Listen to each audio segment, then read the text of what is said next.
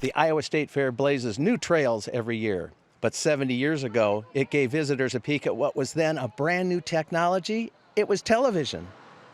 Before any stations were on the air in the state of Iowa, the 1946 Iowa State Fair gave visitors a preview of television. Ray Dennis worked in radio for several years, then co-founded DesMoinesBroadcasting.com. It's a website devoted to the history of radio and television in central Iowa. People have probably had heard about television. There was a slow start of television right before World War II, but it didn't really catch on. They weren't able to do anything until after the war. It was coming. It didn't come to Iowa till at least the central Iowa area till 1949.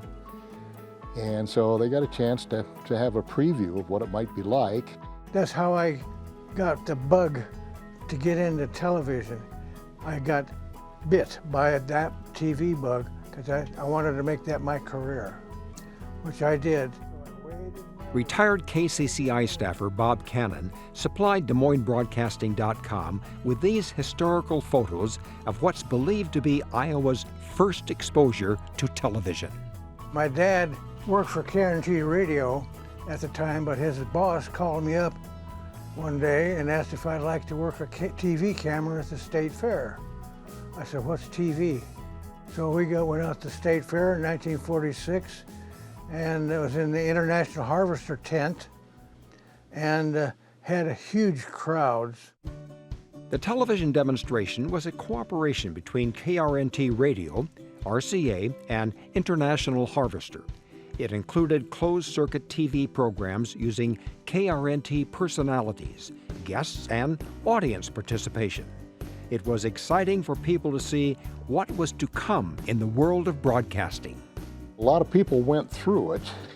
I think said 218,000 people went through, and I would think they would have been pretty impressed with it and saying, well, when will I be able to have this? When will I be able to have a television?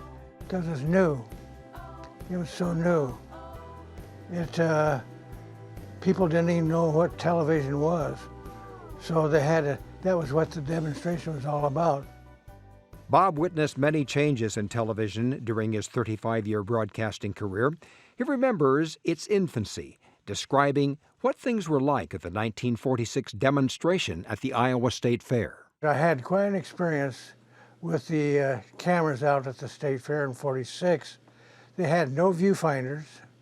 We took all our information through the intercom. We just pointed the cameras where they told us to point it. The cameras were mounted on a plywood platform on wheels, and the cameras couldn't move around unless somebody pushed the platform on wheels around. So the cameraman and the camera were all on this platform, and we had Boy Scouts if we wanted to zoom in to an object or something. We just give them a little hand signal to move in and stop, or back out and stop. And the Boy Scouts was our mobility on stage. It's fair time. Iowa Public Television has broadcast the Iowa State Fair for 46 years. Today, it's a huge production, bringing the fair to hundreds of thousands of viewers.